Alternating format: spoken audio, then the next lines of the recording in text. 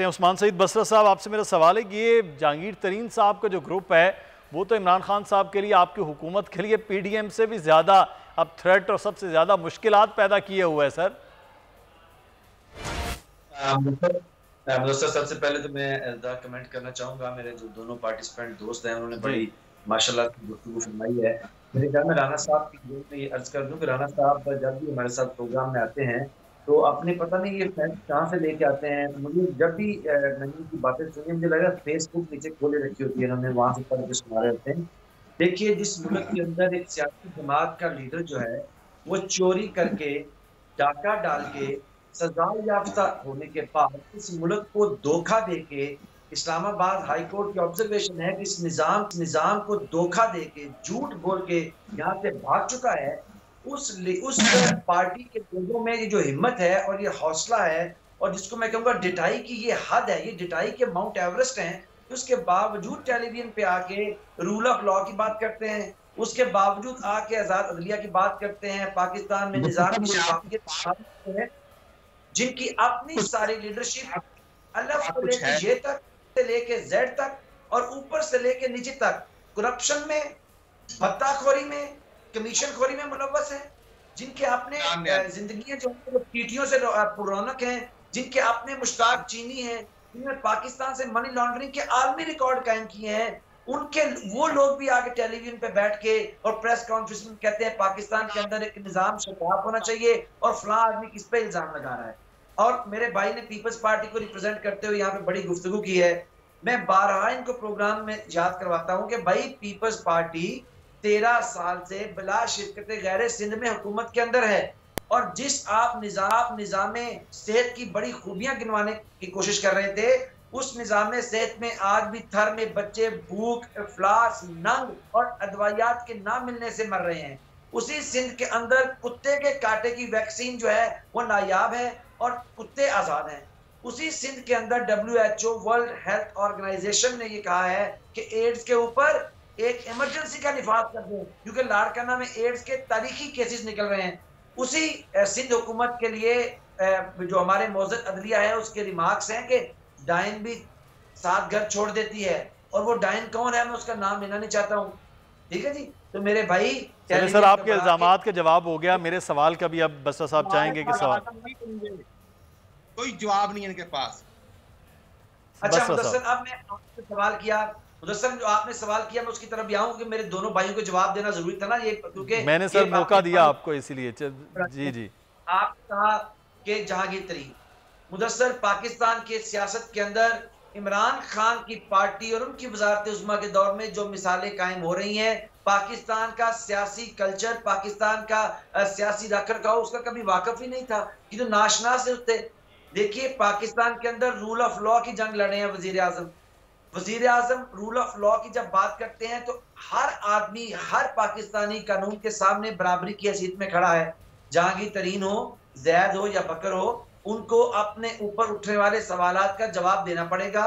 और वजीर आजम बारहा कह चुके हैं कि रूल ऑफ लॉ के सामने सरेंडर किए बगैर कोई गुजारा नहीं है, और वो एक रूल ऑफ लॉ के मैकेनिज्म से गुजर रहे हैं। कोई इस्तिस्ना हासिल नहीं है जो माजी के अंदर कहा करते थे कि समदी 80 कमेटियों का सरबराह है, जब सवाल पूछेंगे तो वजीर आजम अपने जहाज में बिठा के उसको मुल्क से फरार करवा देगा। अब मुल्क के अंदर वो हालात नहीं है, रूल ऑफ लॉ की जंग लड़ रहे हैं वजीर आजम, और इसके अंदर हर शहरी को अपने कानूनी इदारों के आगे, अपने लॉ इन्फोर्समेंट की एजेंसीज के आगे सवाल उठेंगे तो जवाब देना पड़ेगा। उसके लिए बेशक आप उसको कह लें कि जी सियासी तौर पे कोई ब्लैकमेलिंग, जिसका नाम इमरान खान है, मुदस्सर आप भी जानते हैं और उनके तमाम सियासी हरीफ भी जानते हैं, वो ब्लैकमेल नहीं हो सकते। अगर ब्लैकमेल होना होता तो चोरों की जो 11 का इकट्ठ था, जो डाकू 11 है 11 की, इनसे हो जाते।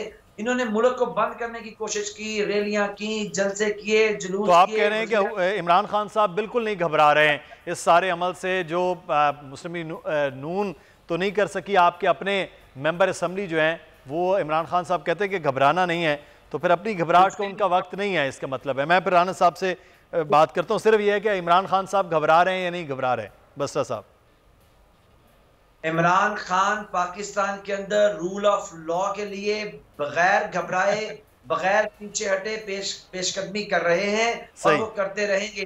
लेकिन मुदस्सर एक सवाल आप डाकुओं की तर्जमानों से भी पूछ लें, डाकुओं के तर्जमानों से भी पूछ लें कि डाकू नंबर 1 जो पाकिस्तान के निजाम को चकमा देके भाग गया, उसके वापस जब तक नहीं आता, ये रूल ऑफ लॉ की बात किस तरह कर सकते हैं? जिनकी लीडरशिप पाकिस्तान से भाग गई। सर वो वापस आ जाएंगे, वापस आएंगे, वो वापस पहले भी गए थे, वापस आए थे। कोई रास्ता बनेगा कोई कानूनी तौर पर, कोई एनआरओ का, तो फिर वो वापस आ जाएंगे। अगर नहीं बनेगा तो फिर तो बहरहाल कायद तो हैं। राना अरशद साहब एक तो जवाब दें कि कब आएंगे सर आपके जो कायद मोहतरम है। दूसरा मेरा सवाल भी ले लें राना साहब, जवाब उनके देने के साथ मेरा सवाल भी ले लें सर। दूसरी बात यह है कि इस वक्त जो कुछ कर रहे हैं इमरान खान साहब, उनके करीबी तरीन, अजीज तरीन, जहांगीर तरीन दोस्त हैं, उसके बावजूद उनके खिलाफ मुकदमात चल रहे हैं। अगर वो चाहे 8 साल पुराना है, अगर उन मुकदमात में जान तो आपके दौर में होने चाहिए थे, नहीं आप लोगों ने किए। अब जहां से जो कुछ पकड़ा गया है वो हो रहे हैं। बाकी अब जो चीनी वाला मामला है उस पर अलग से तमाम लोगों के खिलाफ तहकीकात है, उसमें तो आपके लीडरों की भी, मुस्लिम लीग काफ की भी है, पीपल्स पार्टी के लीडरों की भी है, और जहांगीर तरीन साहब की भी शुगर मिल रहे हैं, सबके खिलाफ हो रहे हैं। तो फिर एप्रिसिएशन होनी चाहिए राना साहब कि अगर वजीर आजम कर रहे हैं तो। मुदस्सर साहब, वो जो है ना बार बार नौकरी लेने वाले मिनिस्टर इंफॉर्मेशन फवाद चौधरी, उसने कहा था 4 माह पहले कि 3 बड़ों की जंग ने पीटीआई हुकूमत का बेड़ा गर्क कर दिया। कौन? शामुद कुरैशी, तरीन एंड असद उमर। तो यही बात है कि जब तरीन का जहाज था, और मुझे बात करने दो, जब राना साहब जी पंजाब का दफ्तर बनाना, सेक्रेटरीट बनाना भी याद आ गया। और जो 3 दिन पहले इमरान नियाजी की मौजूदगी में शामुद कुरैशी ने कहा कि आधा तितरा दम थे, 4 इधर 4 उधर, शर्म आनी चाहिए। वो MNN के हैं, वो इनको कहते हैं कि ये सारा चूचू का मरब्बा। जब हमारे बसर साहब हमारे जी बसर साहब मैं बात इमरान नियाजी के वालिद साहब नौकरी से क्यों निकले थे? बताएं कि वो बड़ी गला का घर 300 कनाल का नियाजी को कहां से आया? बताएं कि वो नमल यूनिवर्सिटी की सैकड़ों एकड़ जमीन भी शहबाज शरीफ ने दी। वैसे और खानम सही शौकत खानम तो 1989 में मरियम के दादाजी ने दिए। ये तो मांगने वाले थे, उस वक्त भी मांगते थे, आज भी मुल्क को।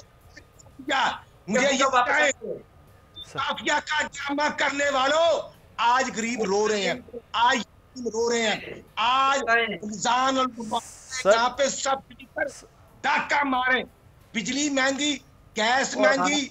सर एक सवाल जो है राना साहब, राना अरशद साहब, सब्सक्राइब करें और बेल दबाएं ताकि कोई खबर रह न जाए।